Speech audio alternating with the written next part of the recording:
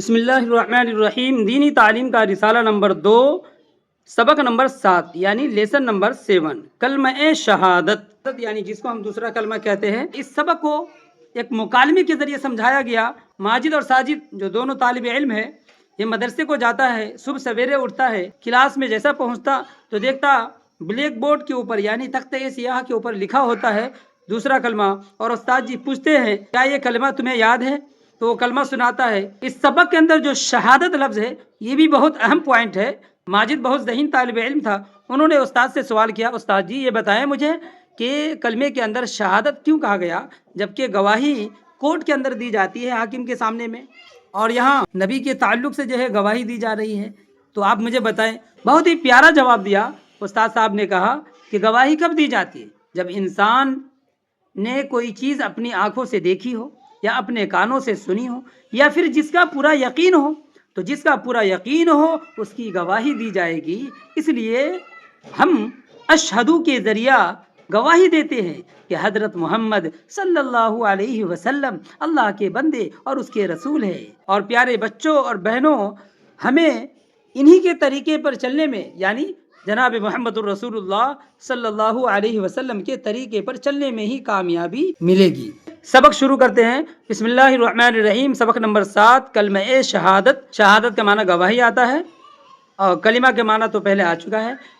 سنیچر کا دن ہے، کل جمعہ کی چھٹی تھی، آج ماجد اور ساجد صبح صبح اٹھے، منہ ہاتھ دھویا، مکتب کو چل دیے، کلمہ طیبہ یاد کرتے جا رہے ہیں۔ اس کا مطلب ایک دوسرے سے پوچھ رہے ہیں، یعنی ماجد اور ساجد دونوں ساتھ میں جا رہے تھے تو دونوں آپس میں ایک دوسرے سے پوچھ رہے تھے۔ جب مکتب پہنچے تو دیکھا استاد صاحب نے تختہ سیاہ یعنی بلیک بورڈ پر لکھ رکھا تھا۔ کیا لکھ رکھا تھا وہ دیکھیں۔ ایک طرف الگ الگ کر کے ہر ورڈ کو لکھا گیا، اور پھر اس کے بعد آگے اس لفظ کا ترجمہ لکھا گیا۔ ٹھیک ہے جی، تو پہلا لفظ ہے اس کلمے کے اندر اشہدو۔ اشہدو یہ لفظ ہے، اس کا ترجمہ کیا یہاں لکھا ہے؟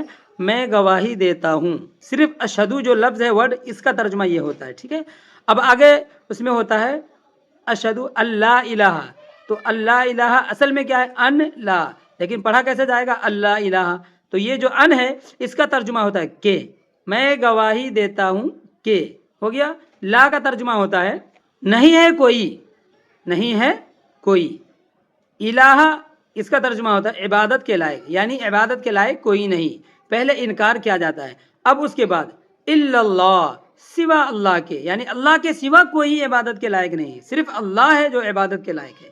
اس کے بعد آگے دیکھیں، وَأَشْهَدُ أَنَّ، اور گواہی دیتا ہوں میں کہ، انا کا معنی کہ، اور گواہی دیتا ہوں میں انا کہ، ٹھیک ہے جی، تو وہی یہاں ترجمہ لکھا ہے، اور گواہی دیتا ہوں میں کہ محمدن، محمد صلی اللہ علیہ وسلم، یعنی کس کی گواہی دے رہے ہیں ہم؟ محمد صلی اللہ علیہ وسلم کے بارے میں کیا گواہی دے رہے ہیں؟ آگے لکھا ہے عبدہ، اس کے بندے یعنی اللہ کے بندے، ورسولہ، اور اس کے رسول ہیں، یعنی اللہ کے بندے اور رسول ہے۔ کون؟ محمد صلی اللہ علیہ وسلم۔ تو پیارے بچوں اور بہنوں، آپ نے سمجھا بہترین انداز میں آج پورے کلمہ کے ایک ایک ورڈ کا ترجمہ یعنی میننگ۔ اب آگے دیکھیں کیا لکھا ہے۔ جب سبق شروع ہونے کا وقت آیا، استاد صاحب نے فرمایا، بچوں تختہ سیاہ کو دیکھو، جو لکھا ہے اس کو یاد کر لو اور اسے دل میں خوب جما لو، یعنی اچھے سے یاد کر لو، یہ اسلام کی بنیاد ہے۔ بچوں نے تختہ سیاہ کو دیکھا، اس پر لکھا تھا، یعنی بلیک بورڈ کو بچوں نے دیکھا، اس پر لکھا تھا۔ کیا لکھا تھا؟ آگے دیکھیں، کلمہ شہادت، اشہد ان لا الہ الا اللہ واشہد ان محمدا عبدہ ورسولہ۔ اس کا ترجمہ اشہد ان لا الہ الا اللہ، میں گواہی دیتا ہوں کہ، اس طرح یہ ترجمہ ہے، میں گواہی دیتا ہوں ان کہ، لا نہیں ہے کوئی، الہ جس کی عبادت کی جائے، تو کیا ترجمہ ہوا؟ میں گواہی دیتا ہوں کہ نہیں ہے کوئی جس کی عبادت کی جائے، الا اللہ، سوا اللہ کے، یعنی اللہ کے سوا کوئی عبادت کے لائق نہیں، واشہد ان محمدا عبدہ ورسولہ، اور گواہی دیتا ہوں کہ محمد صلی اللہ علیہ وسلم اللہ کے بندے، عبدہ اللہ کے بندے اور اس کے رسول ہے، ورسولہ۔ امید ہے کہ آپ کو دوسرے کلمے کا لفظ بلفظ ترجمہ سمجھ میں آ گیا ہوگا۔ آگے دیکھیں کیا لکھا ہے۔ ماجد نے دریافت کیا، مولانا گواہی دینے کا کیا مطلب ہے؟ گواہی تو کچہری میں کسی حاکم کے سامنے دی جاتی ہے۔ استاد صاحب تمہارا سوال ٹھیک ہے، اچھی بات پوچھی، بے شک گواہی ایسے ہی موقع پر دی جاتی ہے، مگر یہ تو بتاؤ اگر تم سے کسی چیز کی گواہی دینے کو کہا جائے تو تم کب گواہی دو گے؟ ماجد نے جواب دیا، حضرت میں تو اس وقت گواہی دوں گا جب اس چیز کو میں نے خود دیکھا ہو، یا اگر سننے کی بات ہو تو اس کو خود بولنے والے کی زبان سے اپنے کانوں سے سنا ہو۔ استاد صاحب نے کہا کہ ٹھیک ہے، گواہی اس چیز کی دی جاتی ہے جس کا پورا یقین ہو، اس کو خود دیکھا ہو یا اپنے کانوں سے سنا ہو۔ بس اب سمجھ لو، کلمہ شہادت کا مطلب یہ ہے کہ تم اللہ کے ایک ہونے کا اور حضرت محمد مصطفیٰ صلی اللہ علیہ وسلم کے رسول ہونے کا اقرار اس یقین کے ساتھ کرتے ہو کہ گویا تم نے اپنی آنکھوں سے دیکھا ہے۔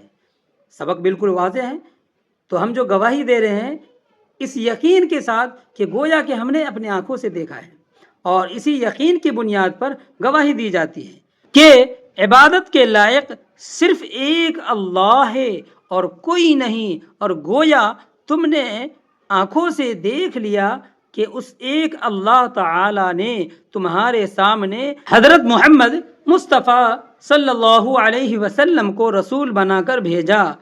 اس پکے یقین کو ظاہر کرنے کے لیے اشہدو کہا جاتا ہے۔ تو میرے پیارے بچوں اور پیاری بہنوں، آپ نے سمجھا کہ اسلام صرف زبان سے کہنے کا نام نہیں بلکہ دل کے اس پکے یقین کا نام ہے جسے گواہی کہا جا سکے۔